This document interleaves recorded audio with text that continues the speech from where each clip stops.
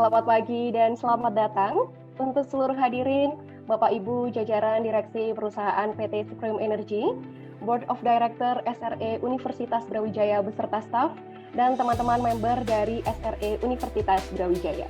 Dalam acara Company Visit PT Supreme Energy dengan tema Joining the Renewable Energy Era. Pada kesempatan kali ini, saya Balkis Intan Az-Zahra dari Departemen Human Research SRE Universitas Brawijaya berperan sebagai moderator yang akan memandu pelaksanaan acara dari awal hingga akhir. Seperti kita tahu, Indonesia itu terdiri dari banyak gunung api dan juga banyak potensi renewable energy. Hampir 400 gigawatt potensinya, namun pemanfaatannya masih sangat kecil. Jadi ini sangat disayangkan dan kita perlu lebih banyak memberikan informasi, kita perlu lebih banyak bertukar informasi agar meningkatkan awareness daripada masyarakat di Indonesia bahwa kita ini memiliki potensi energi kearifan lokal. Panas bumi itu tidak bisa lepas dari energi primernya, yaitu hidrotermal yang ada di dalam bumi, dan ini nanti Bicara kita ini memiliki latar belakang yang luar biasa sekali. Jadi kedepannya kita akan banyak sekali membahas mengenai diskusi tentang geothermal dan juga bagaimana proses dalam menggunakannya. Company Visit sendiri merupakan usaha dari kami mahasiswa agar dapat lebih mengenal tentang perkembangan dan juga kondisi tentang EBT di Indonesia. Profil perusahaan PT Supreme Energy sebagai salah satu perusahaan yang bergerak di bidang pembangkit listrik tenaga panas bumi.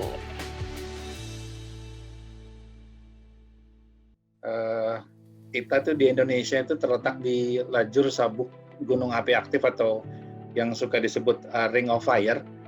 Oleh karena itu kita punya potensi panas bumi yang sebar dan besar itu di sepanjang lajur Sumatera, Jawa, terus sampai ke Nusa Tenggara, kemudian dia naik ke Busur Banda hingga ke Sulawesi Utara. Nah, kalau dilanjutkan lagi nanti ke Filipina sampai ke Amerika sana.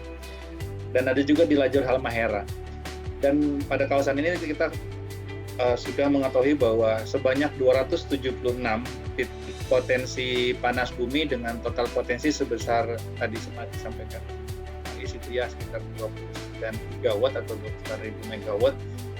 Dari total panas bumi tersebut, saat ini baru dimanfaatkan sebesar 11 gigawatt atau 11.494 megawatt atau sekitar hanya 5% dari total potensi. Nah, di tahun 2018, Indonesia sudah menjadi produser panas bumi atau negara dengan penghasil panas bumi terbesar di Asia. Diharapkan di 2025 itu kita bisa produksi sampai di 7.242 megawatt, didirikan oleh Bapak Supramono Santosa di tahun 2008. Core bisnis kami itu bergerak di bidang pembangkit listrik tenaga panas bumi. Lokasinya itu ada di Kabupaten Solok Selatan, Sumatera Barat. Itu ada PT Supreme Energy Muara Labuh, yang sekarang sudah produksi 80 megawatt. Kemudian juga ada di Kabupaten Lahat, Kabupaten Muaraenim, dan Kota Pagar Alam. Itu ada di Sumatera Selatan. Nama company-nya Supreme Energy Rantau Dedap. Terus juga ada di Kabupaten Lampung Selatan, itu ada di Provinsi Lampung, itu ada Supreme Energy Jabasa. Saat ini masih kegiatannya masih eksplorasi. Untuk energi panas bumi sendiri hanya mengenal single buyer atau single off-taker. Jadi off-takernya adalah PLN, karena satu-satunya perusahaan listrik di negara ini adalah cuma PLN. Indonesia itu berada di Ring of Fire atau cincin api. Lokasi kita yang berada di Ring of Fire ini memberikan manfaat karena kita dilimpahi oleh sumber panas bumi yang cukup besar potensinya di dunia, paling besar di dunia. Kita mendapat kelimpahan potensi panas bumi yang terbesar di dunia. Nah, panas bumi itu biasanya dicirikan dengan adanya manifestasi berupa sumber air panas, atau adanya kolam ukur panas, atau adanya uap yang terlihat di permukaan tanah, Nah, ini adalah indikasi awal bahwa di daerah tersebut itu memiliki potensi panas. Jadi, ada 3 kondisi ketika panas bumi itu bisa kita manfaatkan. Yang pertama ada sumber panasnya, yang kedua ada bebatuan dengan permeability yang cukup, kemudian yang ketiga ada air. Jadi sumber panas tadi akan memanaskan bebatuan melalui sistem konduksi, kemudian bebatuan yang panas tadi akan memanaskan air yang terperangkap di dalam bebatuan tadi. Nah, air itu akan panas dan panasnya inilah yang kita ambil ke atas permukaan. Nah, air panas tadi itu ketika mengalir ke permukaan dia akan berubah fasa, sebagian menjadi steam, sebagian tetap di fase liquid. Makanya kita sering menyebut sebagai sistem 2 fasa karena ada fase liquid dan juga ada fase uap. Nah, di atas permukaan nanti aliran 2 fasa tadi dipisahkan oleh separator. Ada bagian steam keringnya yang kita alirkan menuju power plant ke turbin. Kemudian ada bagian yang berupa liquid yang kita sebut sebagai brine. Nah, brine yang dihasilkan dari sistem pemisah tadi itu akan diinjeksikan kembali ke dalam perut bumi. Namun steam keringnya itu akan dialirkan menuju turbin untuk memutar turbin yang dikabel oleh generator sehingga menghasilkan listrik. Nah, steam yang mengalir ke turbin itu akan dikondensasikan menjadi kondensat dan diinjeksikan lagi ke dalam perut bumi. Nah, ini yang kita sebut sebagai renewable, karena air yang kita ambil ke permukaan, air panas, kita hanya ambil energi panasnya saja, kemudian sisanya itu kita injeksikan lagi ke dalam perut bumi.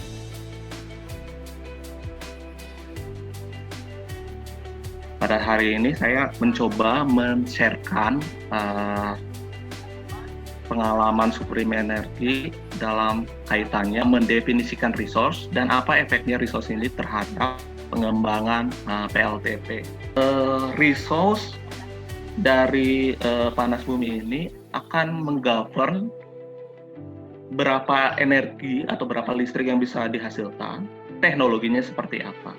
Geothermal itu sebenarnya sustainable energy. Kalau kita memanage sumber daya ini dengan baik, resource ini akan bertahan lama. Nah, jadi resource itu adalah tempat steam kita, tempat bahan bakar kita untuk memutar turbin dan menghasilkan listrik. Kemudian resource seperti apa sih yang menjadi preferable, menjadi favorit? Kalau misalnya ada sistem ini, semua perusahaan geothermal mencoba mendapatkan sistem seperti ini. Pertama, high temperatur atau high enthalpy. Semakin besar temperaturnya, semakin besar energi yang bisa dihasilkan, semakin besar juga pembangkitan. Dan ini mungkin akan menjadi semakin besar kapasitas yang kita bisa hasilkan. Kedua, good permeability. Kemudian shallow reservoir depth. Kedua, sufficient reservoir seperti tadi, dimensi reservoir yang akan ekstrak. Sustainable resource, bagaimana kita bisa memaintain reservoir kita ini tetap terisi gitu kan. Selanjutnya benign chemistry. Benign chemistry apa? Kimia fluida kerja kita relatif netral, tidak asam, agar fasilitas permukaan kita baik. Terus gas kita itu rendah. Yang saya bisa lihat bahwa makin banyak data eksplorasi, makin banyak data reservoir, bisa mendrive strategi pembangkitan kita. Setelah itu kita lakukan development phase. Kita bore production untuk mencari 80 megawatt, kita bore injection wells untuk jadi sarana injeksi fluida residual yang kita bisa injeksikan lagi ke reservoir. Kita bor berdasarkan data eksplorasi kita, temperatur yang lebih panas, permeability yang kita lihat lebih banyak kita temukan di Southwest Wales. Kemudian apa hasilnya gitu? Hasilnya kita menemukan 2 klaster produksi yang memiliki karakteristik reservoir dan fluida yang cukup berbeda. Efek dari ini adalah penyesuaian teknologi pembangkit. Kemudian ini kembali bahwa kondisi yang berbeda ini menyebabkan fasilitas ekstraksi energi yang berbeda karena ada perbedaan bidang thermal, ada silika, konsentrasi silika yang berbeda antara dua resource ini. Makanya kita harus handle ini dengan baik sehingga proses pembangkitan kita jadi optimum.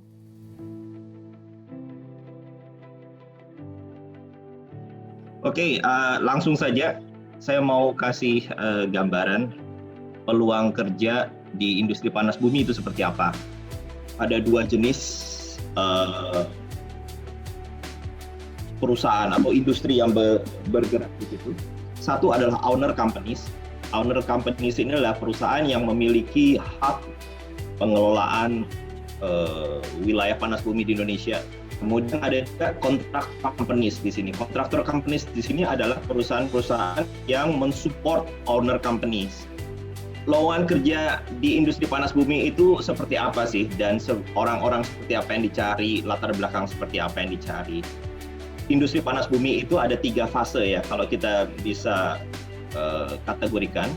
Pertama adalah fase eksplorasi, di mana fase ini masih bersifat survei, kemudian pemetaan wilayah, pembukaan wilayah. Kemudian dari eksplorasi itu baru akan kelihatan berapa megawatt yang akan dihasilkan dari sebuah panas bumi yang sedang dieksplor.